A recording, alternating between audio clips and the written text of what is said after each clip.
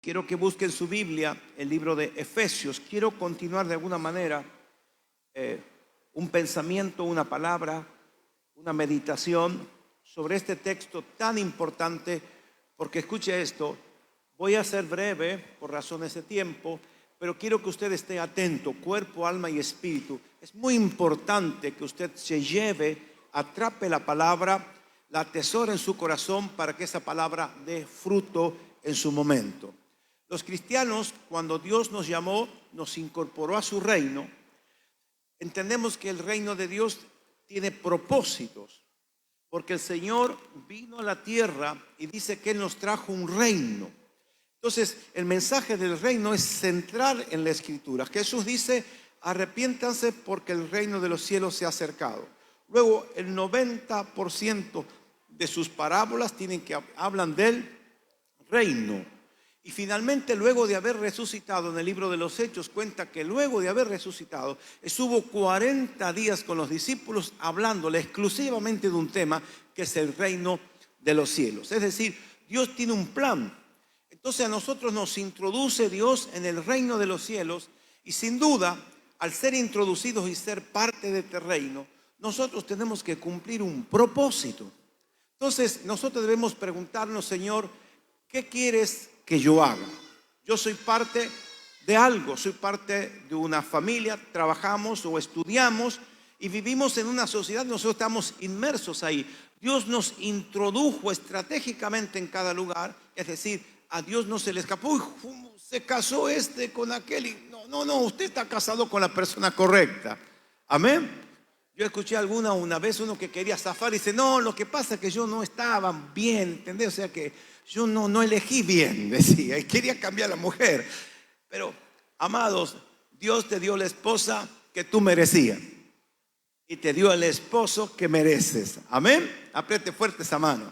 Amén. Amén. Entonces, nosotros estamos en la familia, en el barrio, en la ciudad. ¿Cuánta gente reniega? Nacido aquí, que esta tierra, que Tucumán son unos ladrones. Hermano, no se queje ni de su familia, ni de su trabajo, ni de la tierra que vive. Bendiga la tierra, bendiga Tucumán, bendiga Argentina, bendiga Latinoamérica, porque aunque muchas cosas están bajo las huestes diabólicas, Dios va a revertir en este tiempo muchas cosas. Va a cambiar la oscuridad por luz. Yo creo que la luz prevalece sobre la oscuridad. Yo creo que las puertas del infierno no prevalecerán sobre la iglesia. Y somos parte de esta iglesia, con sentido, con propósito. Cuando nosotros no nos dejamos ministrar, guiar por Dios, entonces el enemigo nos paternaliza, nos guía hacia la perdición. Entonces, quiero hablar en base a este texto de Efesios capítulo 2, versículo 1 en adelante.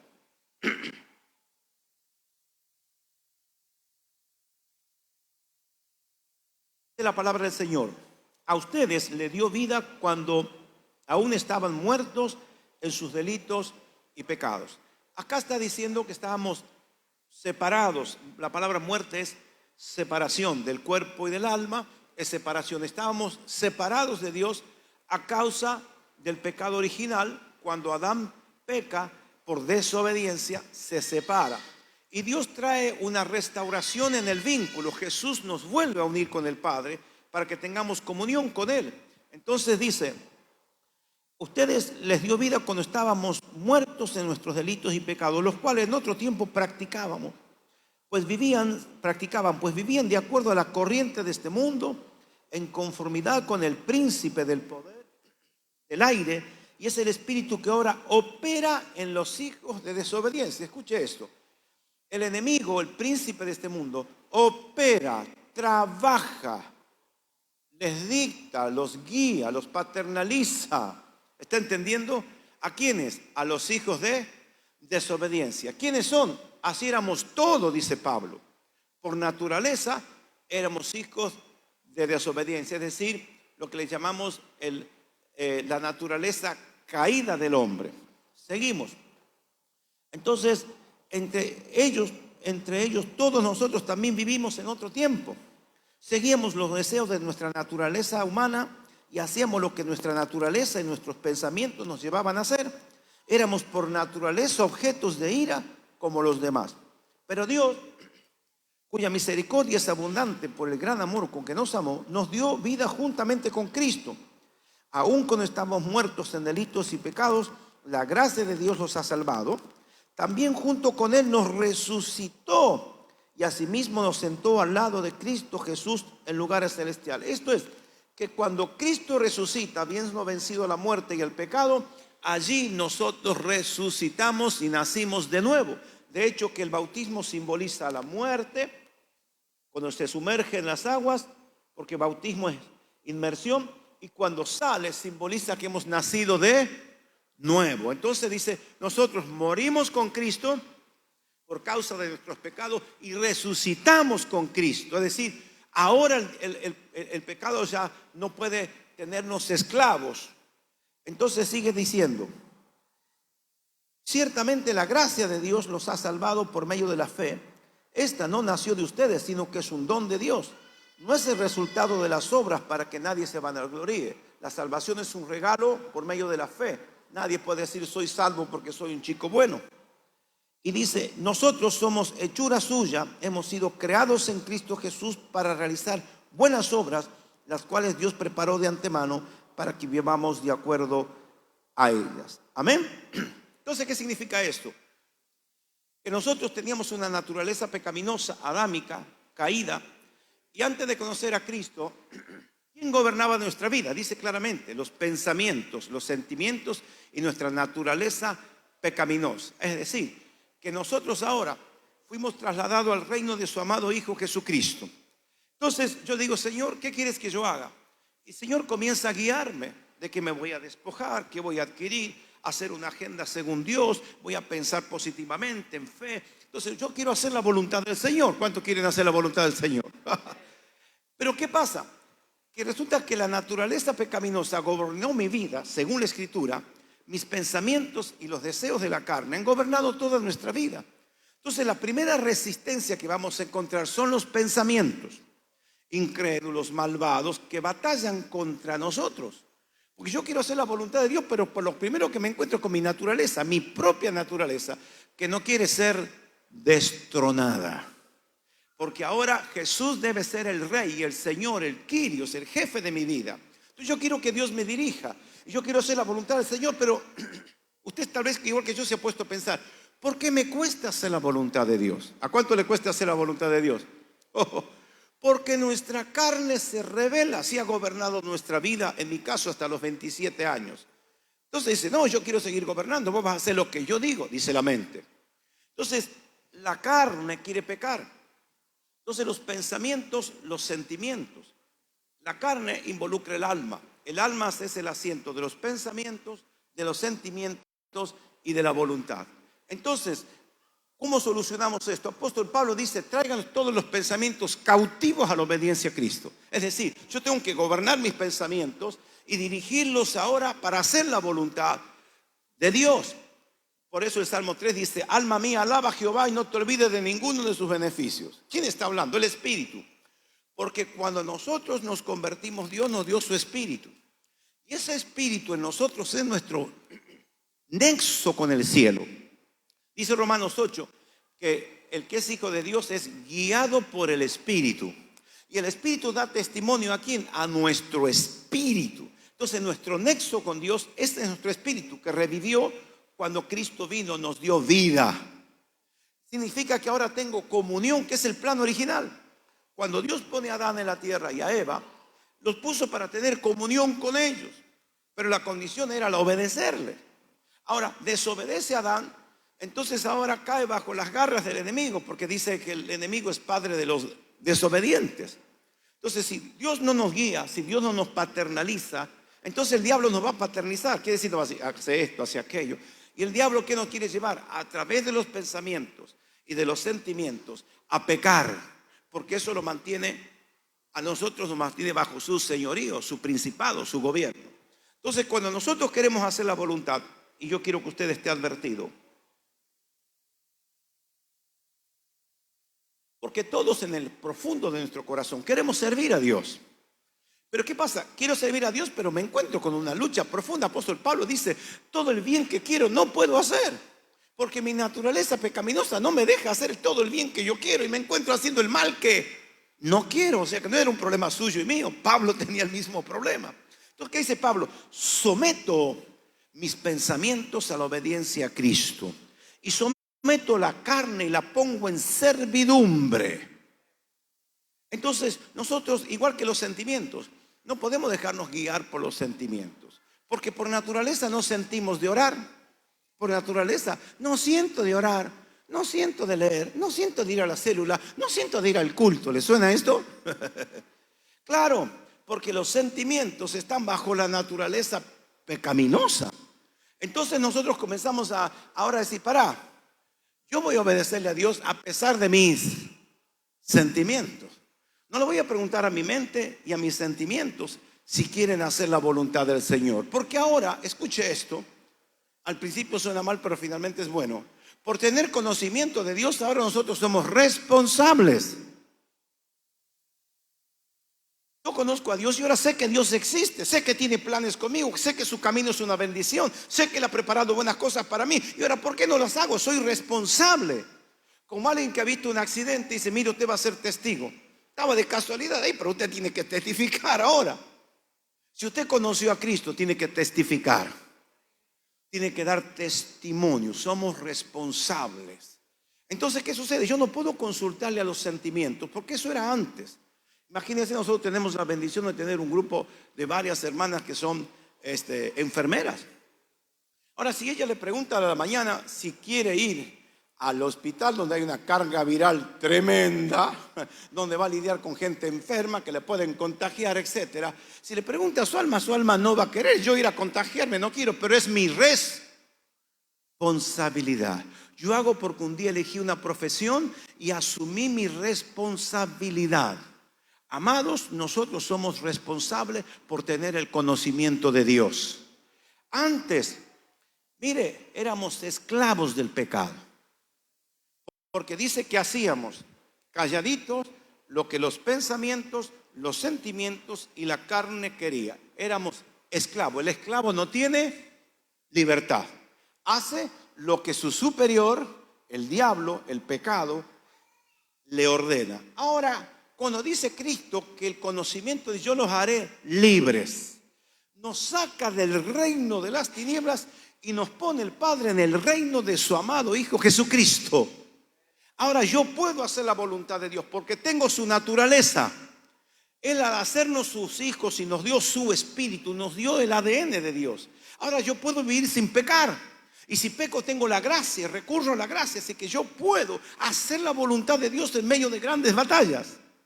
Y la voluntad de Dios es buena, agradable y perfecta. Pero amados, ahora nosotros tenemos que decidir, porque no podemos nosotros ahora elegir.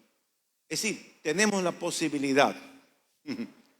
O sigo de nuevo haciendo lo que mi carne quiere, lo que mis sentimientos quieren y lo que mis pensamientos quieren, o someto mis pensamientos, someto mis sentimientos y someto mi carne y la pongo en obediencia a Cristo. Es una decisión. Yo decido seguir a Cristo. Pero yo nunca podía con el pecado y nunca podía con el mundo, pero ahora lo tengo a Cristo. Entonces lo que necesita el Señor para obrar en nosotros es nuestra obediencia. Porque esencialmente antes éramos desobedientes y estábamos bajo el príncipe de la desobediencia, y ahora Dios nos trasladó al reino de su amado Hijo que fue obediente. El Espíritu de Cristo es sí, papá. Jesús dice, yo no digo nada que no escucho de mi Padre. Todo lo que digo es que mi papá me lo dijo. Todo lo que hago lo vi a mi Padre hacer. Entonces Jesús no tenía, él definitivamente, aunque tenía la posibilidad, no elegía el mundo, porque él fue tentado en todo. Pero él eligió obedecer al Padre y él venció a causa de su obediencia. La muerte no lo pudo retener. Cuando murió bajó a los infiernos, pero bajó para predicar. Entonces dice que después surgió de las profundidades de la tierra y resucitó. ¿Por qué resucitó? Porque la muerte no lo pudo retener. ¿Por qué no lo pudo retener? Porque no había pecado, aunque fue tentado en todo. ¿Y sabe cuál es el gran regalo? Nos regala la victoria. Nosotros tenemos victoria sobre la carne, victoria sobre el pecado, no por nuestra fuerza, sino porque Cristo lo hizo. Entonces nosotros hoy podemos elegir servir al Señor. Lo que Dios necesita es una decisión firme. Usted dice: voy a someter mis pensamientos, ese pensamiento negativo, fatalista, derrotista, sin esperanza o maléfico, malvado. Someto esos pensamientos y vengo a la obediencia de Cristo, y en Cristo mis pensamientos son purificados. Lo mismo que mis sentimientos, porque ahora descubro, cuando le obedezco a Dios, que orar es bueno, que me pone en comunión con Dios, que la palabra cuando la leo me estimula la fe, que la célula que a veces le esquivo de ir es donde yo recibo bendición, soy bendecido, bendigo a otro, aprendo obediencia, aprendo la Biblia, y venir a adorar al Señor es maravilloso. Me conecto con el cielo, con mis hermanos. Entonces todo esto que yo no sentía resultó ser una bendición. Orar es una bendición, leer la palabra una bendición, adorar con los hermanos es una gloria, asignada solamente y exclusivamente a los hijos de Dios. Entonces yo resulta que me digo: pero el diablo me quería engañar. ¿Cómo me quería engañar? A través de los sentimientos y a través de los pensamientos. Pero ahora someto la carne. ¿Cuántos la van a someter a la carne? Alma mía, alaba al Señor. Pero después que hemos derrotado al enemigo, a la carne, viene otro enemigo, el diablo. No terminamos con uno y empezamos con el otro. Está medio mezcladito.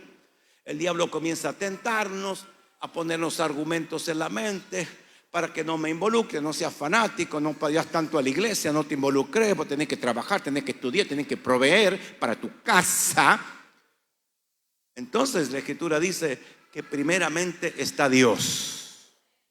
Entonces la palabra nos sirve para callar las insinuaciones del enemigo. Jesús fue tentado en todo, pero ¿con qué le respondió a Satanás? Con la palabra. Amarás al Señor tu Dios por sobre todas las cosas, no solo de pan vive el hombre. Entonces cuando el diablo le comienza a predicar, usted tiene que responderle: primero está Dios. Entonces Dios dice: ese es mi pollo.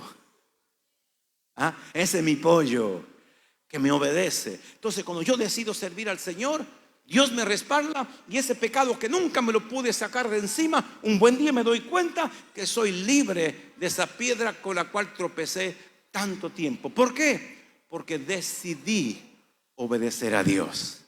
Mire, la obediencia es como una cobertura sobre nuestra vida, es un escudo. El escudo del justo es la integridad, dice. Pero nosotros necesitamos elegir, nosotros ejercer nuestra libre albedrío, nuestra conciencia, servir al Señor. Y yo sé que muchas veces nos sentimos débiles, oprimidos, que no tenemos fuerza, que estamos desesperanzados, igual que la gente que nos rodea, y comenzamos a quejarnos igual que los que no tienen esperanza. Pero un buen día Dios, como el hijo pródigo que estaba ahí dándole de comer a los chanchos, dice que volvió en sí. Y uno dice: ¿qué hago yo aquí en el mundo? ¿Qué hago yo haciendo lo que vosotros hacen si yo soy un hijo de Dios?